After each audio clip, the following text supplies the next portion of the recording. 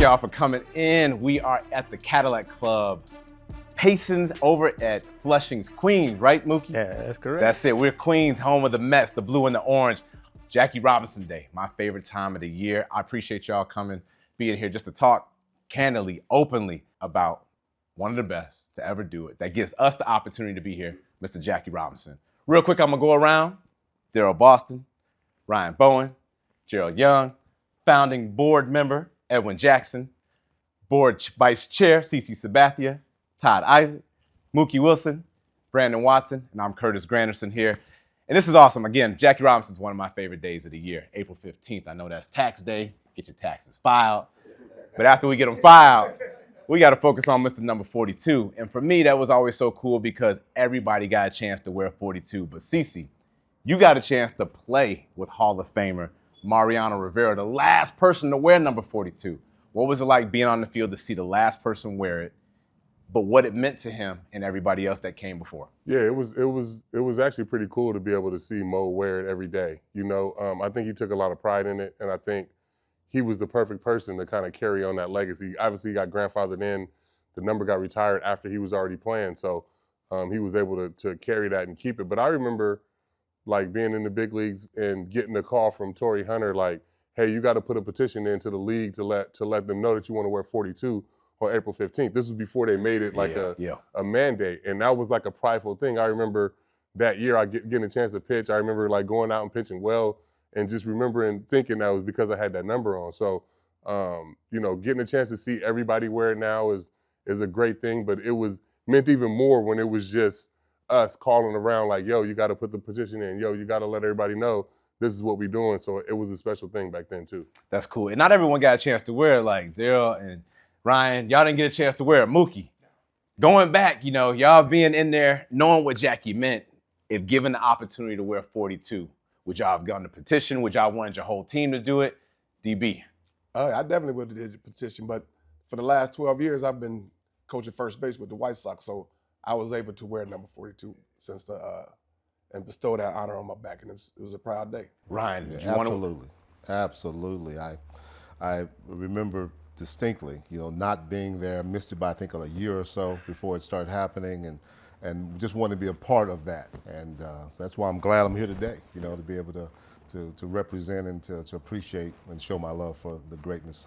And Gerald, for you, it's interesting because you're not American born, from Honduras. Correct. So how much of the Jackie did you know about before moving to the U.S., or did you learn everything once you got here? I had two older brothers. Of course, my dad, you know, kind of instilled what was going on in not only the baseball world per se, but, you know, life in general.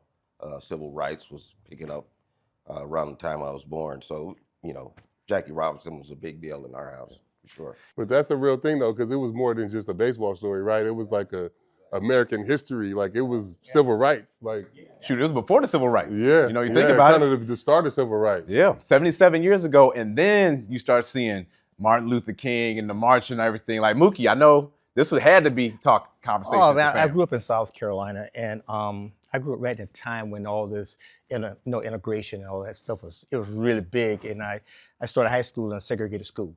You know, and we got schools integrated. I spent my last 2 years integrated school. It was different, and I don't think that the Jackie Robinson story was really big at that time. There were other things that was going on that was far more important that we thought anyway in the South. But after that, knowing that Jackie was much more than just a ball player, and a lot of doors for us, and I started paying more attention to it. I'll be honest, I wasn't a baseball fan. I was a player. I wasn't a fan of the game. So I started learning more about Jackie Robinson once I got in, you know, to college baseball and then to the pros. And you know what's unique? You mentioned that, like the learning of it, the understanding of all the different rights, but just different demographics growing up. Like Edwin, you born in Germany. You know, we talk about players being born in America, but born in Germany, military, obviously come to the U.S., to the South. So you had a mixture of not only being international, but then coming to, at this time, not the segregated South, but still the South.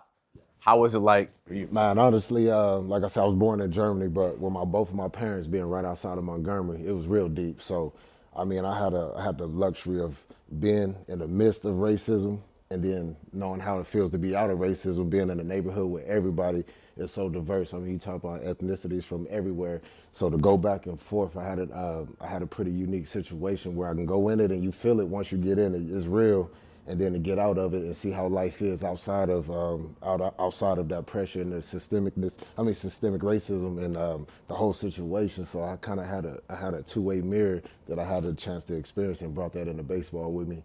And it's so unique. You know, you mentioned that two-way mirror on both sides of it, and everyone thinks it's just a at-home thing. But Todd, being from the Bahamas, you know, everyone thinks, okay, once you're outside of the U.S., well, you're not black. But you black, you brush your hair, used to put your wave cap on, just like all of us in here, you know? You had the little Maurice grease trying to put it on. You got to wash it out your hair. It's taking forever. Y'all know how that is. But, you know, to speak to Edwin's point, being born and raised in the Bahamas, you know, I grew up in a country where every day I look around, I experience everyone that looks like me, you know, my friends, my teachers. I share similar backgrounds with everyone around me. You know, the Bahamas is a country of 400,000 people and we're all black. It's a black island nation. You know, and we understood what Jackie Robinson meant to baseball and meant to just the game in general.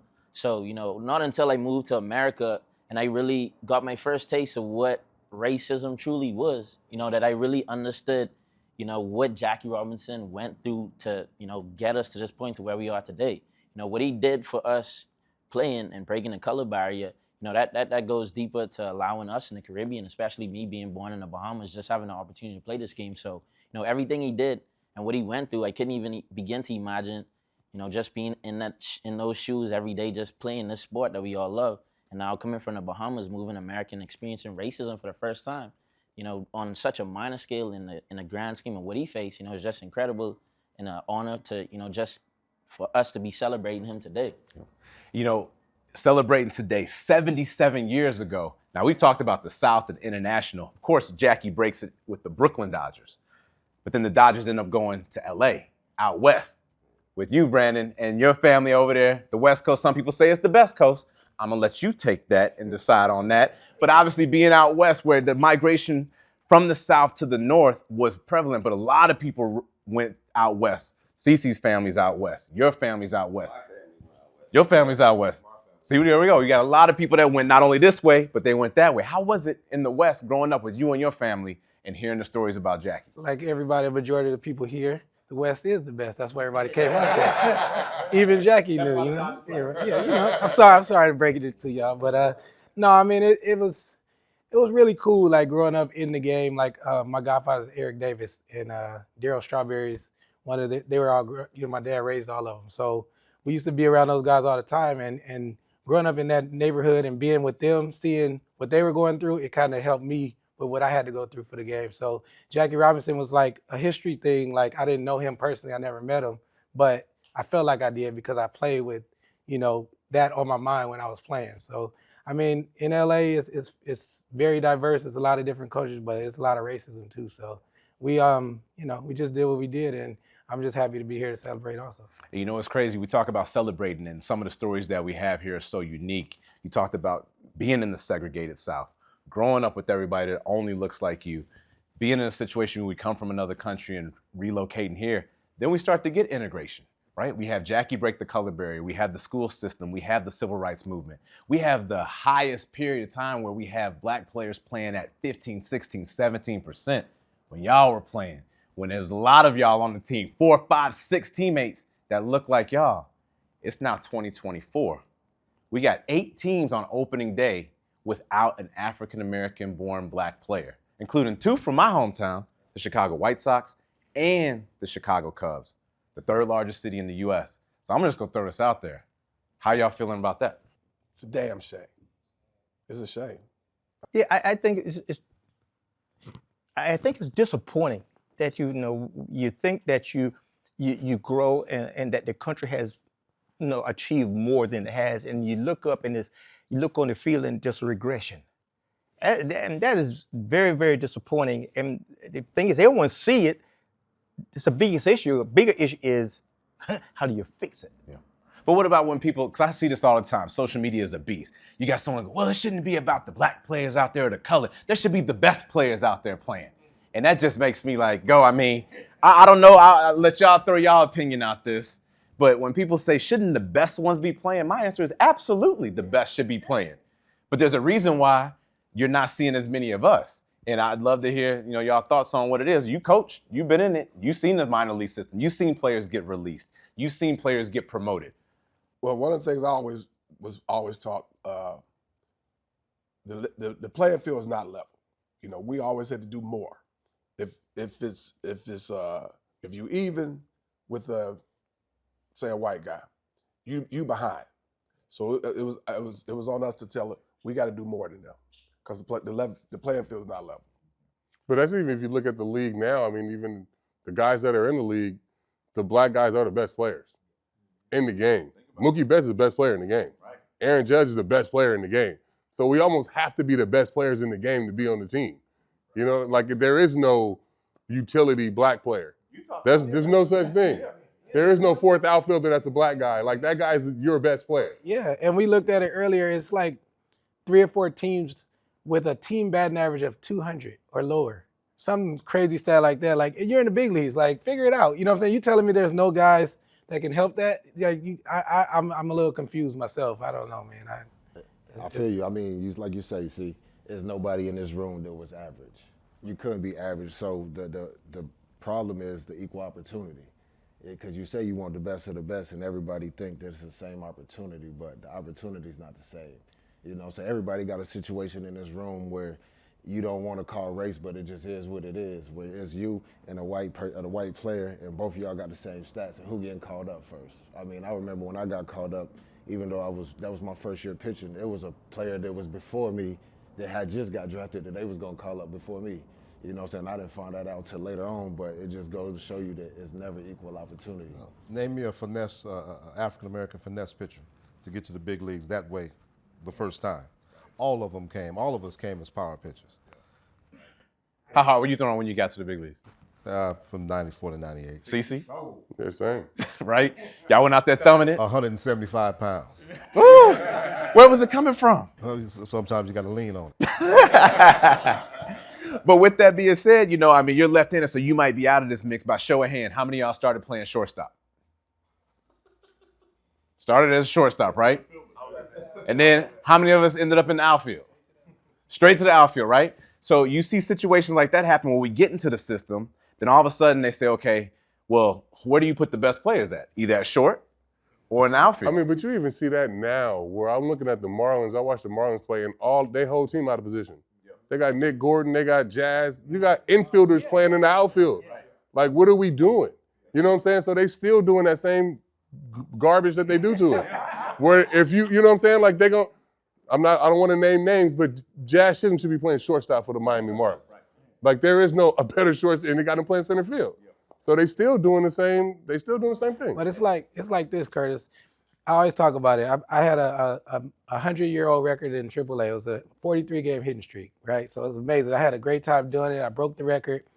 And the next day in the paper, our general manager at the time goes, don't get too excited about that hitting streak. It was in AAA. So this is towards the end of my career. So I told him back in the paper, tell your son to try it in Little League. Don't discredit my, you know what I'm saying? But that's what we were up against. And it's just like, dang. Like anybody else would have did it. If it was some, another race or something, it would have been, treated differently. And I just felt like that was like, wow, that's how it goes, huh? They expect you to just accept that. It's like, nah. So now with all that, I mean, obviously there's some emotion I sense. I'm hearing it. We've all had it. We've had these locker room conversations. Now we're getting a chance for everybody to hear it. Mookie, you brought up a great question. How do we fix?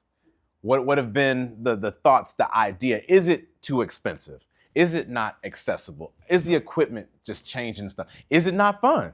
What has been because we have to find the cause and then we can attack the cause. What have y'all seen? I know some of y'all have kids that are in it. You've been coaching it. Your son is in college now. We're around it. You've been in this organization with the Mets for a long time. What have y'all seen as potential? I've been coaching pretty much high school age kids for the last 15, 16 years. And if you don't physically handpick your team where you're going to have X amount of African Americans, let's say, if you don't physically do that and you just hold tryouts and, pick your best 12 or whatever.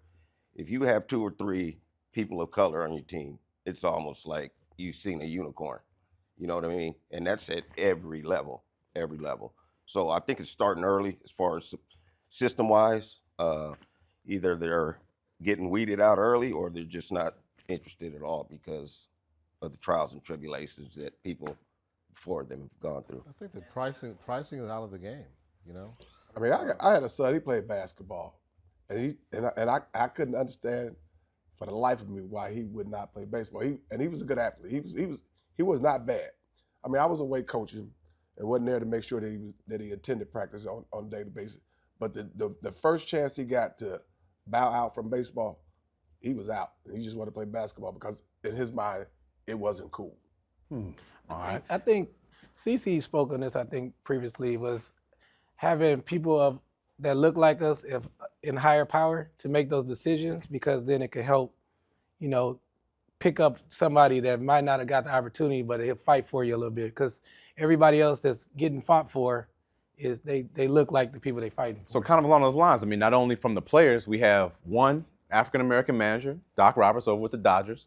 We had a black black GM, Dana, over there with the Astros, right? So, like you said, those positions of power are, you know, that make the decisions are out. Ownership, we're not in that, you know. Or even just think about like when, I mean, in the 90s, I got drafted in the 90s, obviously, but they were drafting athletes. Yeah. So they were drafting guys that were two-way. They were like, we were all two-sport athletes, three-sport athletes. So I feel like that's getting weeded out now. And with that, then some of us are getting lost in the shuffle too, because we don't only just play baseball. You know what I mean? Like baseball for us is normally our second or third sport. And now I don't feel like they're drafting. We played whatever season it was. If it was basketball season, that's what we played. If it was football season, we played football. And they were drafting athletes. Like I remember Mike Vick got drafted, all these different guys. Yeah. Sport chose us. Exactly. But there's another element here. Now, I'm from a very small town. And the biggest thing right there is resources and opportunities. Now, years ago, they had Little League. Every neighborhood had a Little League, and the Little League was sponsored by the hardware store, the drug store. You pay $15, get your T-shirt with the store name on it. Everybody plays. Those days are gone. Yeah, it's priced out the game. So there's just no opportunity and resources. So I think that if there was an opportunity there, that the resources in terms of a player being able to play, you know, a kid don't have to have $5,000. You take $5,000 out of the household right now. A lot of people just can't do that.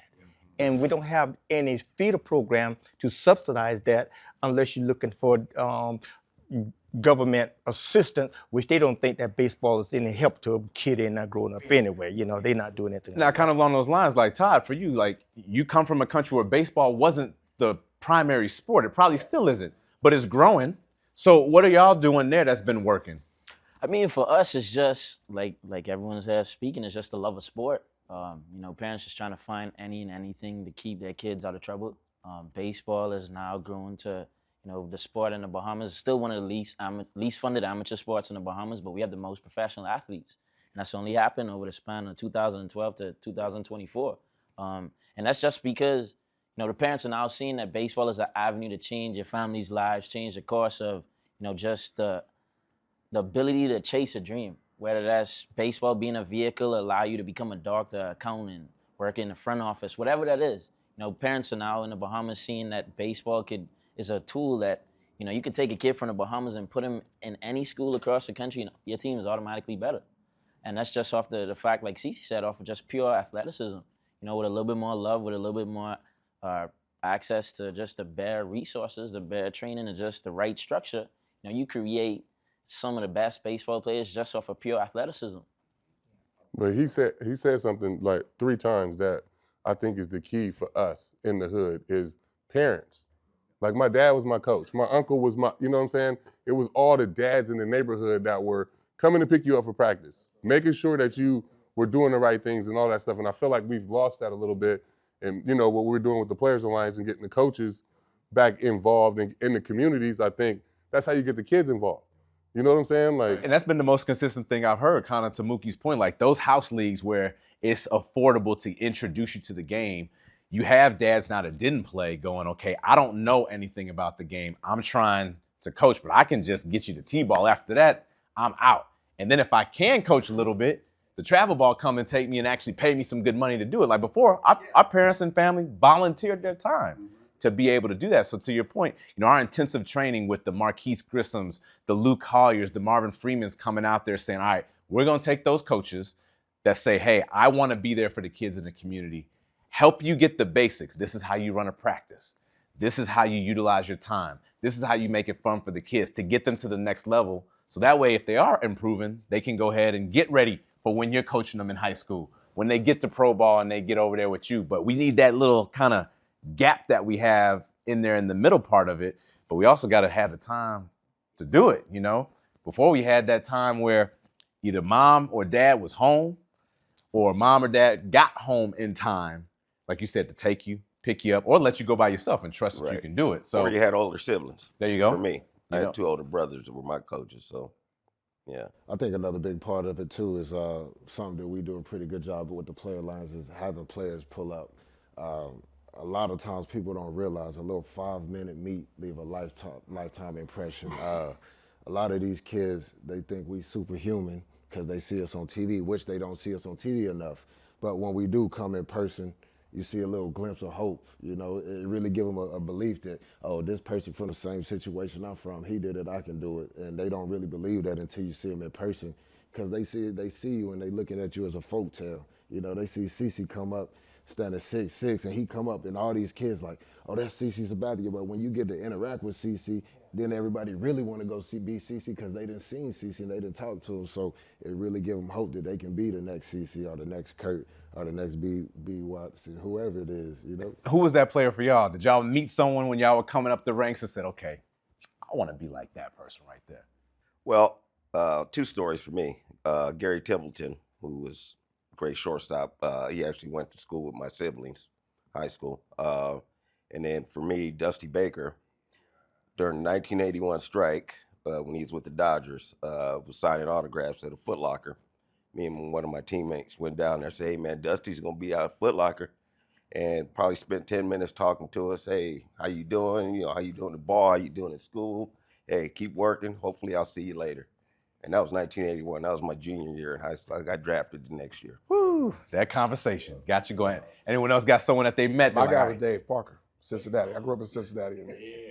And Dave Parker was my guy. It's cool too, You find photos of him online, you go, that's a cool dude right there. And then that Pirate team had they had a whole lot of brothers on that team. That's a lot. And they was winning too, I bet.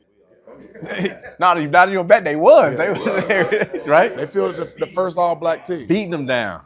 Yeah, the first all-dark team. All-dark team, from pitcher to catcher, all across. I remember interviewing some of those guys off that team, and they said they didn't realize it actually happened until like the first inning. They looked around and said, okay, wait a minute. All right. We got everybody out here. We out there doing it. So think of this, right? All right, we talk about, the where we're at on this side. But speaking of that Pirates team, the manager is white.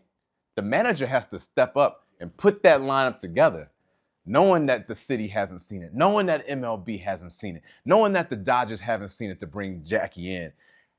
Those people that have been supportive, that have pushed the cause, who have been some of those people that you'd be like, you know what? Hey, I know he don't look like me, but they've been fighting for the cause. That's pre-analytics though, right? Yeah. You just put the best players on the field. So he got ahead of the time. I can write that line up. He got ahead of the times. But is there anybody that jumped out at you like, you know what? I may have been the only one on the team I was playing on. And this teammate, this coach, this trainer, whoever it was throughout the course of your career that jumped out for you? Man,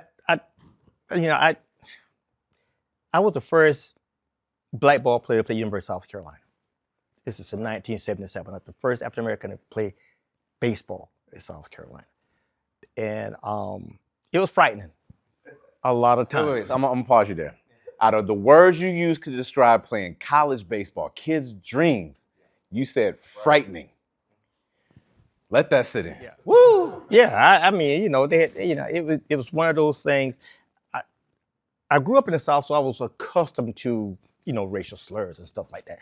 But when I was on a baseball field, I felt like that was a haven. I mean, everybody was equal, but I found out very quickly that wasn't the case. And I think that was the one thing that helped me through. And I did have a roommate who was Mark Van Bever. You know, guys who ever played Baltimore, he's my roommate, and I'm also my teammate. And he was one of the most supportive people, you know, that I play with. So there are other people who understand what you're going through. And I think that, I don't know who was on Jackie's side, but he had someone to help him through those tough times as well. And I'm not comparing myself to Jackie Robinson by no stretch of the imagination, but I understand what he went through, you know.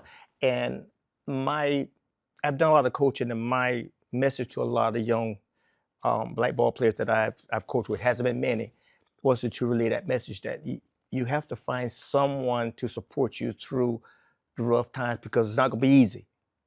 You can't be good. You gotta be better, you know.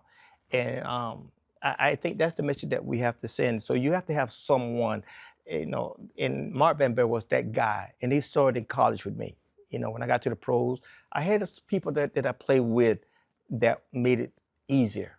So that was a lot easier. You know, you mentioned like being better. We talk about Jackie. Jackie comes in, probably a frightening, a lot of other adjectives to describe the scenario he was in. There's that one photo, I think it might be Pee Wee Reese's, got his arm around him. I don't know what their relationship was like, but you get Jackie to come into this hostile environment, win Rookie of the Year in his first year. So think, again, take a second not only to think about how he statistically performed, but then that's an award that's voted on, right? So you have people that have never seen a black player play in the major leagues, and they voted for him.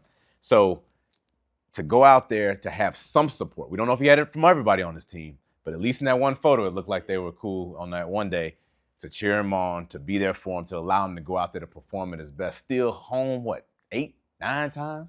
You know, I did it once on a double steal, and I thought I was doing something, you know? He out there doing it in the game with Yogi over there, getting him mad, you know? But I think, you know, as much as we've been in these scenarios where it has been negative at times, it is great when we come together and we get an opportunity, whether you're playing against somebody, whether you're playing with somebody, and you can share those stories and share those bonds. Like, I want y'all to let the audience know, when you step on the field and you see someone that looks like you wearing that other uniform, what's the one thing y'all do? Everybody do the same. Nah, Right. you go dap them up, yeah. Right? Sometimes go to war. Y'all go over sometimes there, right? you got to be careful though, because everybody's watching everything. So you go be yourself, but like it's been a nod if you know what I'm saying, or you go dap them up, but you can't stay too long. Because it's scary. Yeah, they think you fraternizing and setting up the game or something. But yeah, that's the thing over brotherhood. You think about it in the house, and I never had a brother, but when you got brothers, y'all fight with each other, you fight against each other. It's the same thing on a team. Like if all my homeboys was position players, I'ma laugh and talk with them before the game, but they know when the game come on, I'm gonna throw inside on them to let everybody know. If I throw in on my homeboy, then everybody else I'm really gonna throw in. Then after the game, we can go kick it again. You know, it's the real definition of a brotherhood. That's how it was when I faced C. Like, you got C up there, 6'8", standing on the mound. C getting taller and taller. he started at 6'2". Now he might be 6'8". Now tomorrow you gonna be 6'9". Up there, and then you standing up there, and he got his hat this way, and I'm sitting there looking. I'm like, all right. It's coming one way or the other. I gotta lock in, but you still cool. But to your point, like that's how it's gotta be. Like, yeah, we cool, but it ain't no favoritism. Like we still competing. That's what made us the best out there, you know. Going at it. I'm gonna put my best against your best, but then we gonna have fun. We gonna chat. We gonna chop. We gonna invite each other over to eat. We gonna do all that great stuff. Like that's what makes it go so cool. Like Todd, I know for you, it has to be the same. Not only seeing people that look like you, but when you have your other Bahamian brothers out there on the other line, getting a chance to meet and see them probably for the first time in a long time. Yeah, no, it's amazing. You know, just representing an island nation of 400,000 people.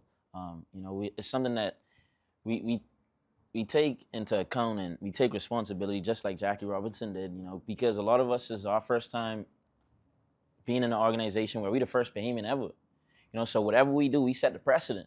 You know, so it might be some organizations that Bahamians might have played in before, and might have been the first Bahamian, might have done something wrong, might have not just been the right pro, that might have rubbed that organization wrong, and you know that organization may never visit the Bahamas again. You know, so for us, we have the responsibility of every time we meet a new locker room, we meet a new staff, a new organization. You know, we have to be, like, to everyone's point, you know, the best person, the best baseball player, the best athlete that we absolutely can, because we're starting off, you know, with the peg of being a black man in Major League Baseball, but also Bahamian. You know, so now we taking it another step further. You know, so for us, we have to literally talk the talk, walk the walk. They already can't understand us. So, you know, we got to do everything the right way. And so when we get to see each other, it's like we might be competing against each other, but we're gonna show everyone that's in the stadium today what the Bahamas is really about. And, you know, like Cece said, when you go watch Jazz carrying the whole flag with him. He's carrying the whole 242 with him, because everything that he does sets the precedent for the next Bahamian to come. So, you know, when you see Jazz Chisholm, you know, you think that every Bahamian's like that. So his style of play, and as great as he is, and as great as he can go in this game, it just opens the doors for the Bahamas. You know, when I first started, they looked at us as projects. I'd have scouts come to the house, sit down, you know, with us, and just telling me flat up already, you know, you got to hit lefty when you come into the pro system. And I never hit left-handed a day in my life. You know, and it was just off of the fact that I could run fast, run like the wind. But that in itself was a conversation that was already putting me one step further than everyone else. You know, instead of saying, hey, you know, we think we could help translate speed into power. Everyone knows speed is power. So how can you just come to me and say, hey, as soon as you get in your first day, you got to go in the left-hand side of the batter's box, versus let's get this right hand swing right. So, you know, to that point, when we see each other, you know, we always come together. It's all love before the game. During the game, we trying to outshine each other. But at the end of the day, we represent a country of a future Bahamian baseball players. So kind of along those lines, you brought up a good point. Once you got into the system, whether it was high school, college, minor league ball, the big leagues, I want y'all to be honest here. Again, everyone's watching here. Did you have to be different than who you actually were? Or did you feel like you needed to be different, whether it was the clothes you wore, the hairstyle you had, the way you spoke, how you dressed, all those different things? Did you feel you had to be, and if so, why? Everything was different. I mean, it's always been a feeling in baseball for us, freedom of speech, but watch what you say. You know, so it's been like that. I mean, some of the old heads would pull you aside and tell you about the company that you kept, you know. And one of the biggest lessons that I was taught almost day one is, Ryan, tags in this game are easy to get, but they're impossible to get rid of. And the funny thing about our sport is that it's almost no rumor, is that word of mouth is verbatim. It's almost like if you heard it today and you heard it, y'all heard about that, and it was the fact, you know. So you always had to be careful, watch what you did, and look out for yourself. Yeah, it's so crazy you talk about watch what you did and look out for yourself and go about it. Like, I remember this, and I'm gonna say it because I played with the organization. I'm with the Detroit Tigers. In the minor leagues, they had a hair policy. So your hair couldn't be so long and et cetera. But they didn't say the style you had to have. So there was a couple players they called in and told them they had to cut their hair. They had dreads.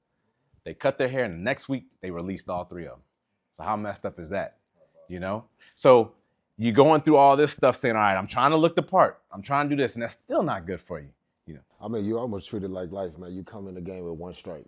I mean, we had, with the Dodgers organization, it was a group of us, about 20 of us, and we all had the rubber bands. That's when T.I. had a rubber band, man, and they start calling us a game. I'm saying, so hold on. So you got 20 players from all over the country, and we all just meeting each other. So now we all got the rubber bands, and instantly we got the tag on us. We affiliated with a gang. Are we trying to start a gang within the organization? It's just, yeah. On the baseball field, banging for bats. Lack of understanding. I mean, I remember I got to Houston. They made me shave. Pseudofolliculitis barbae. Most of us have it, right? I was just sharing with a person off camera that finally found something that worked, where I could shave with a razor, right? So one of the coaches, why don't you use that black man shaver? I saw one of the ball players advertising it. I think it was Willie Starge or somebody was advertising. So I went and got the shaver and I did it. You know, I'm a freshman, you know, so I got to do what I'm told. My face looked like I was the moon. Well, we were teammates at the time. He looked like he had a Nestle Crunch bar. Moon wasn't good enough. No, man, you had a little bit more going on than that. It was terrible. So bad that Casey, our representative, said, "Hey man, you want to file a grievance?" And I went and sat that shaver on his chair, and I never had to shave again for the rest of my career anywhere, you know. But you know, your word wasn't good enough. You had to have documentation of what the issue was. What about your clothes? What about that? Like, did that change? I mean, I know some teams have dress policies, but even then. Well, we was clean back in our day. Okay, that is. Right. No, we was clean. Right. I mean, we was coming from LA. We wore white T-shirts everywhere, so it was a little different for me when I first got drafted. Going to Florida and rookie ball, a lot of Latins and stuff, speaking Spanish, and just I wore white T-shirts because that's what we wore, and they were baggy. That's where back then, you know, it was like Triple X was better. We were little dudes, but it was Triple X tall, you know, pro clubs or whatever, and that wasn't gonna cut it in the minors. it's like what is this, you know? So we changed it up, and we got like, you know, the I remember going to Tommy Hilfiger and getting the button up, the Lacoste, you know what I mean, and just trying to clean it up. But I didn't know. I mean, and we didn't have the veteran presence with the expos that most teams did. It wasn't a bunch of brothers telling you what to do. I mean, like I said, ED was right there next to us with the Cardinals, so he would talk to me on the phone. But like being in the organization, there was no, I mean, the guys that I had to look up to was on my team. It was like, I ain't looking up to you. You just like me. When I got in the minor league ball, it was a complete culture shock for me because where I grew, like the time I played T-ball into my senior year of high school, I played on all black teams. Whole team was black. Maybe a couple of, like, one or two white dudes, but always played on all black teams. And when I got drafted, like I walked into the clubhouse the first time and I seen it was a corner. It was all black dudes in the corner. Walked over there to go say what's up, and none of them spoke English.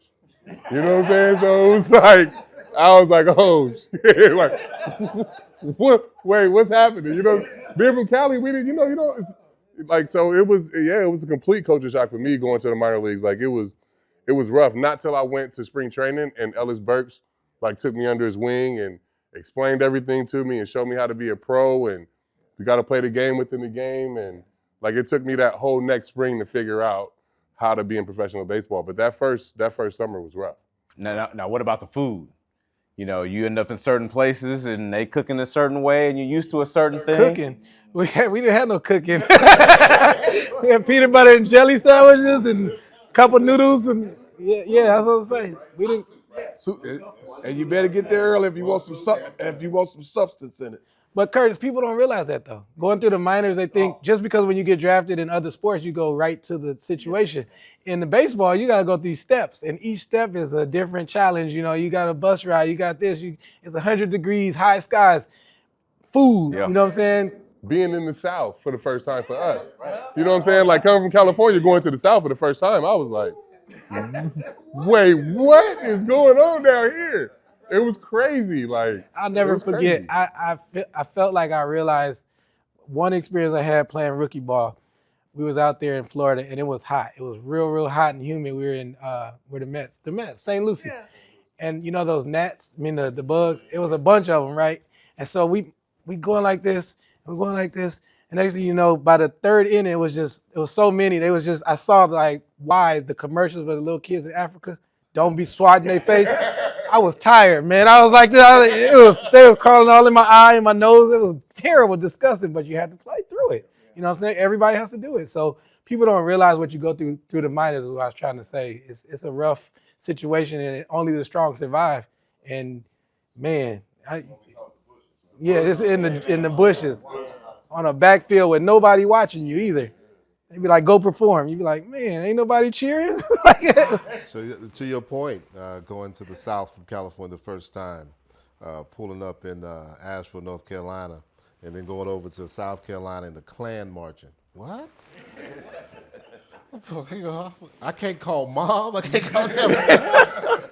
But you in California, but see, I was raised in the South, so I was accustomed to it. Shoney's got put in the back, and it's like, and don't nobody waiting on you. I'd never seen that before. We're playing in Jackson, Mississippi, and we're going to instructional league in Florida, and I just got married.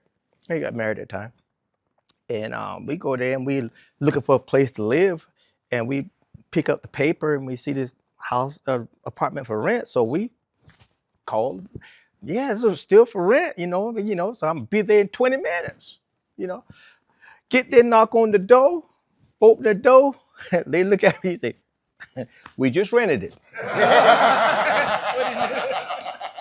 I said, I just called you. 20 minutes. And the apartment was gone.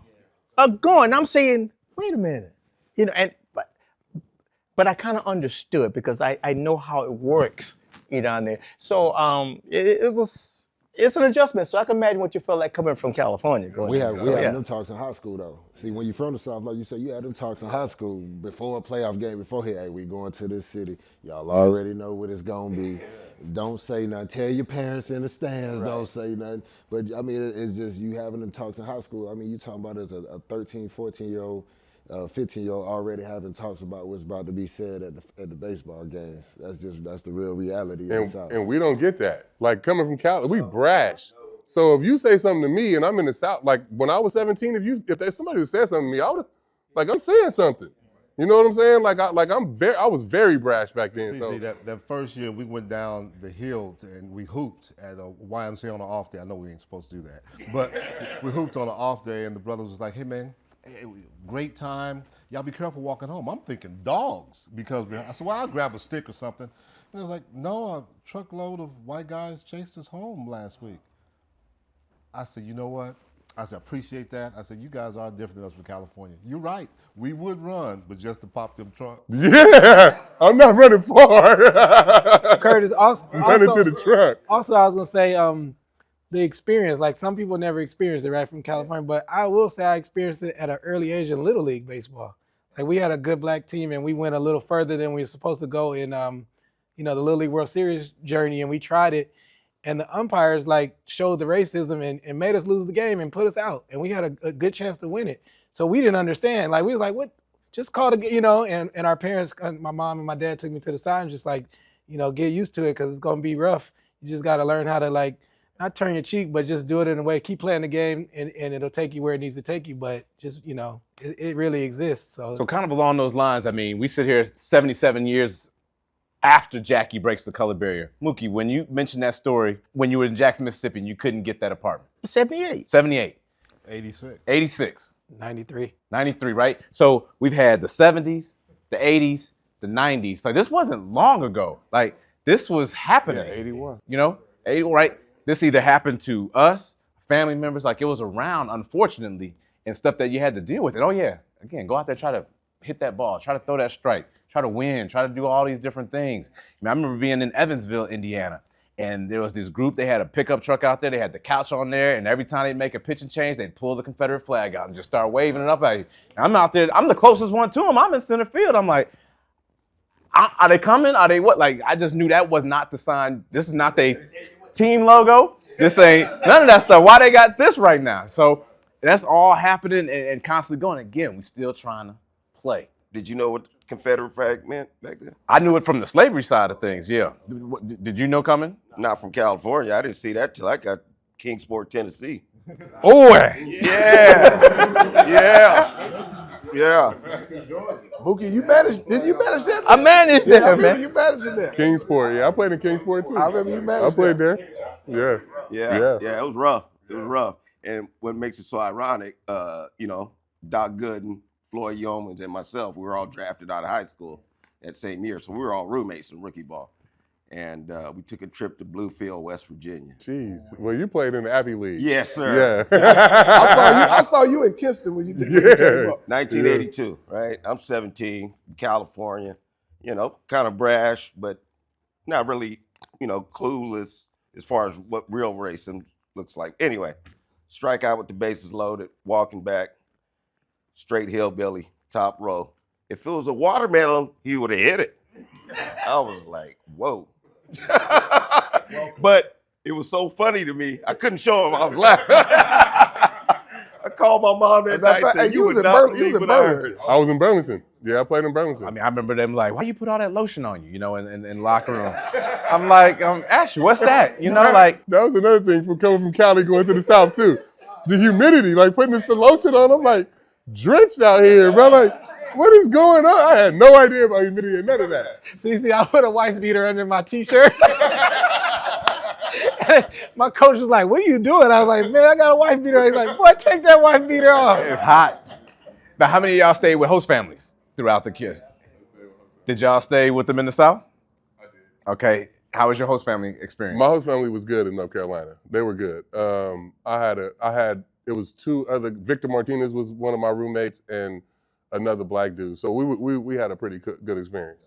My host family experience was in Burlington, Vermont. So it was different, man.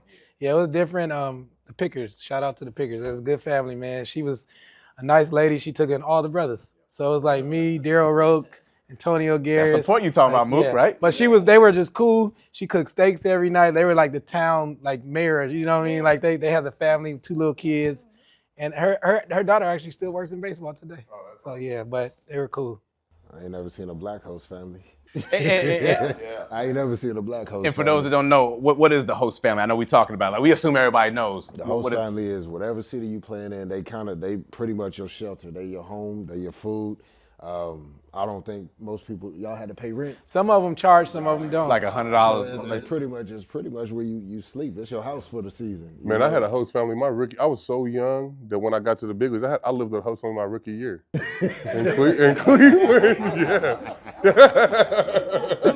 I lived with a host family in Cleveland my rookie year. I know they had that in the big leagues. Right. I know, that's different. They got different stuff in Cleveland. Yeah. The funny part is how you get to your host family. It's like a speed dating. So you go around, you just be talking. You cool, you know what I'm saying? Like they got the vibe. Yeah, they're all right. How Man. did they pick y'all host family?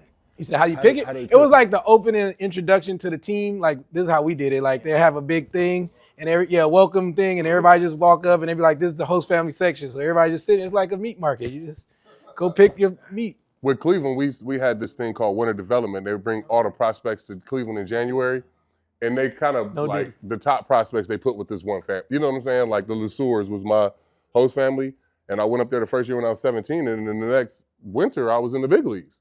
So I just lived, you know what I mean? I didn't know Cleveland, so I just lived with them, yeah.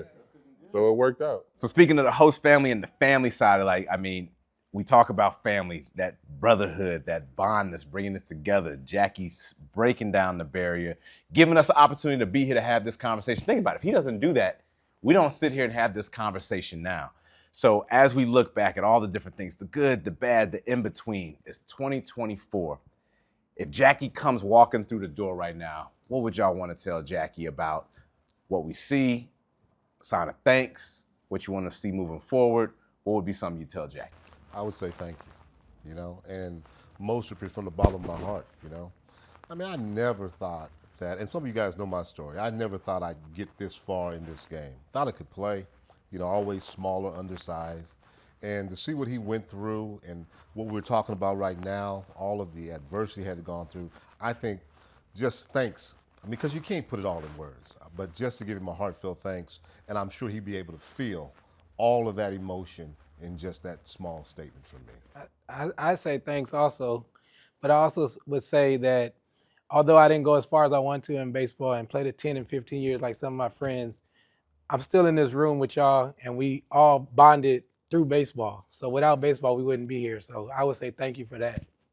Yeah, we all have similar stories, and at the end of the day, it's just thank you. I've been in the game 40 plus years, and the avenues that he opened for me and my family, and just allowing us to be here, to travel, to meet the enormous amount of people that we have met along the way.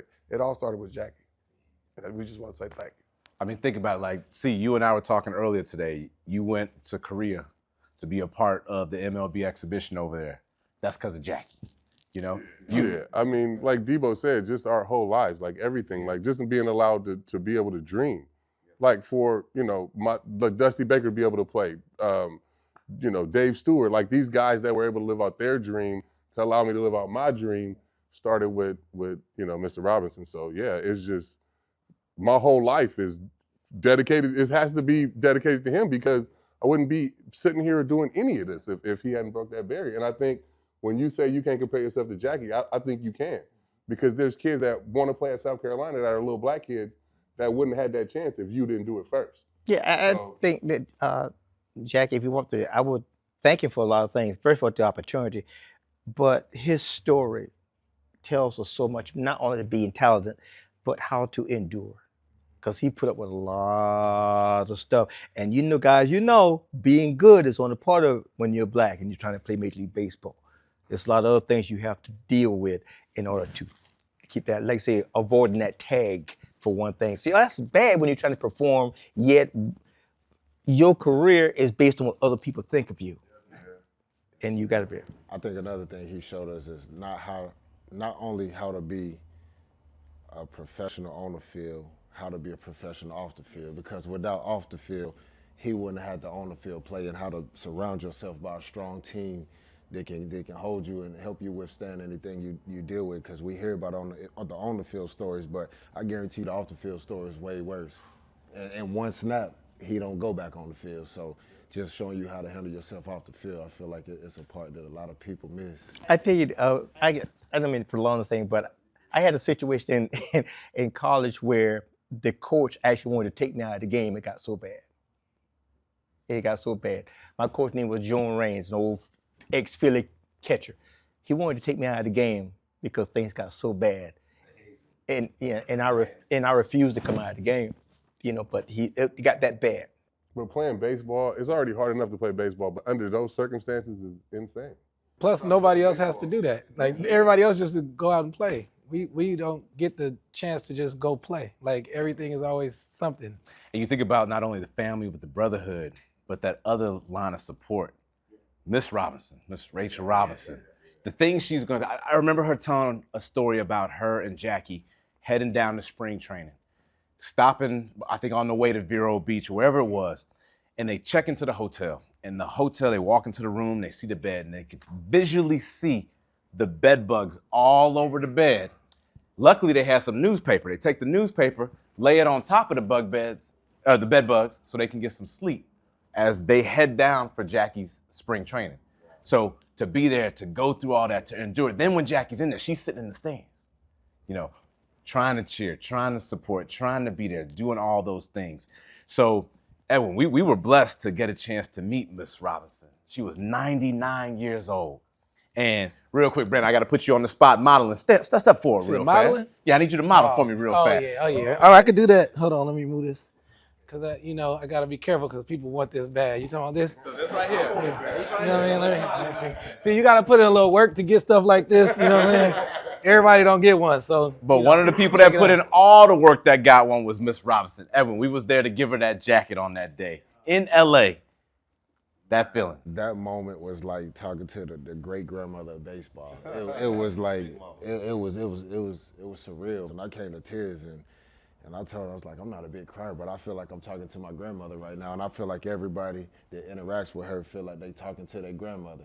And that's just the presence that she had. And for her to be so spunky and sassy, it's like, I want my jacket now. I can get up and put it on. It was uplifting, and I feel like her energy, it was felt throughout the whole stadium, man. And it was one of the dopest moments and one of the greatest moments that I've had, to experience with a living legend. I think with that living legend, I think it's one of the things with Miss Robinson, Miss Rachel Robinson. She's the grandmother for all of us, right? She was that mother to be there, to be supportive, that wife, that mom, that sister, that family member for Jackie. For Jackie to go out there and do what he did, to win the Rookie of the Year, to win MVP, to win championships, to end up in the Hall of Fame, to give us a chance to want to wear 42, some of us to be able to wear 42 in the next generation to come. So I think for all of us here, a thank you to not only Jackie, but Miss Rachel Robinson. And I appreciate y'all being here to take this time. This conversation could definitely continue to keep going on and on. We appreciate you joining and being a part of this conversation off the record, on the field. Stay tuned for more.